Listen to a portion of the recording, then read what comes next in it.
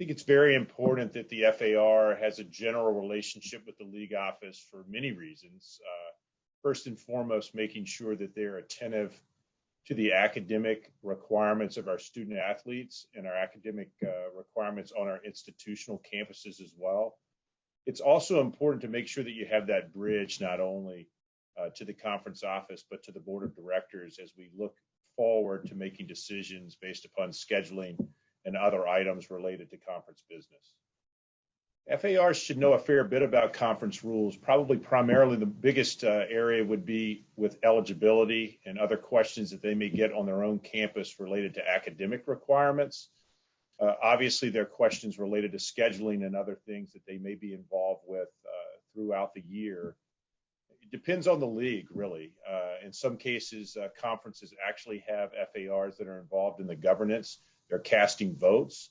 In those leagues, in all likelihood, they probably need to know a whole lot more about conference rules than in leagues similar to ours, where our FARs are actually meeting on an annual basis, hopefully meeting twice a year, and having general conversations about their activities on their campus and sharing documentation and other things that are working successfully on their campuses.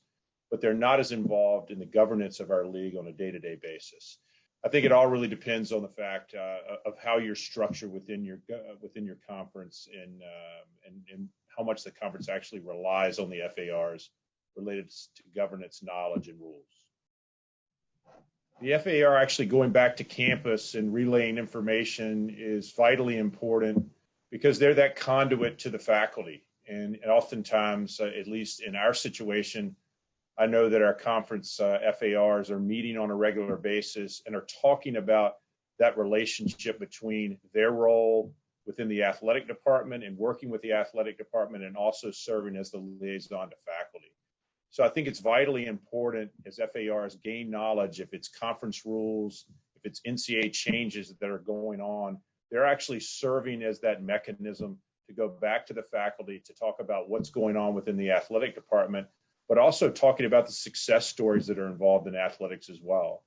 And I think some of the more good environments that I've heard from our FARs about how they interact on campus really relates directly back to their interaction with faculty at faculty meetings, with brown bag lunches where they're talking about what athletics is actually doing on a regular basis and actively involving athletic staff in communication back to faculty related to their job and what it is that they're doing with student athletes on a regular basis.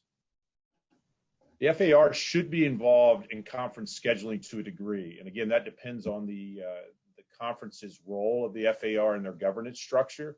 We actually take the opportunity when we're changing something substantively with conference schedules to consult our FAR group directly related to missed class time. I've often heard stories about FARs saying, hey, the worst thing that can happen is have a baseball or a softball game taking batting practice in the middle of the academic day where you can hear the bats and the balls going right next to an academic building. They need to deeply understand the reasoning why we're scheduling in a certain way from a conference perspective. They also need to be deeply involved in understanding that the conference is doing everything they can to avoid missed class time during the middle of the week for travel on the weekend games on Fridays and other things. And the more you have them involved, the better the understanding their campus will have as they carry that back to their faculty and to their administration. I think it's important to make sure that FARs are involved in any type of waiver when it comes to academic reasons. If it's conference related, if it's NCAA related, just the general knowledge that it's actually going on from a communication standpoint with the administration, with athletics, and with the faculty. It depends on the league, again, and I think the varying nature of how people deal with waivers. In some situations, FARs need to be involved in those decisions. They need to be actively engaged in those decisions and need to be signing off on those decisions on campuses. I think more or less from a campus standpoint, I could see the FAR being more deeply engaged there than they would be from the conference standpoint. The one important part to remember is the general knowledge of conference rules would certainly aid the FARs in this scenario, especially when they're being consulted about conference waivers for academic eligibility. I think each conference handles the FAR position related to NCAA legislation in different ways. For example, we will meet with our FARs prior to the AD's meeting in our board of directors in the fall to get the FAR position. A lot of times that's already been vetted through FARA, and the FARs have a position, but we provide them the opportunity to actively discuss as a group collectively in the league what it is that they would like to do with the legislation. Are they in support of it? Are they not in support of it? And again, what's their rationale? And from year to year, obviously, the amount of legislation that's really pertinent for the FAR to have a knowledge of is going to vary from the NCAA's convention perspective. But each and every year, I think it's vitally important that you have the faculty perspective. You hope that they're actually having that discussion with their faculty leadership on their campus and bringing it back to the conference faculty athletic representatives group as an opportunity for them to share. The most important piece to me from an FAR's perspective, and using this as a great example, is the opportunity to get together collectively and to talk about differing positions.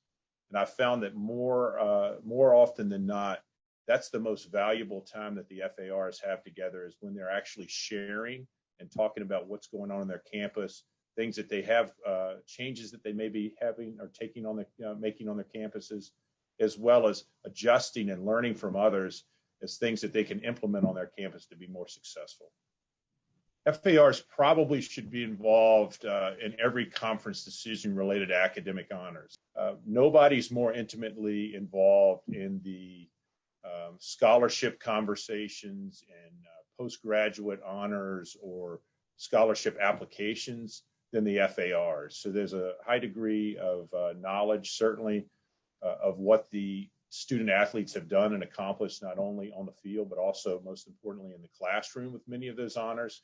And who best or who better to have involved in those decisions from the conference's perspective than the FARs.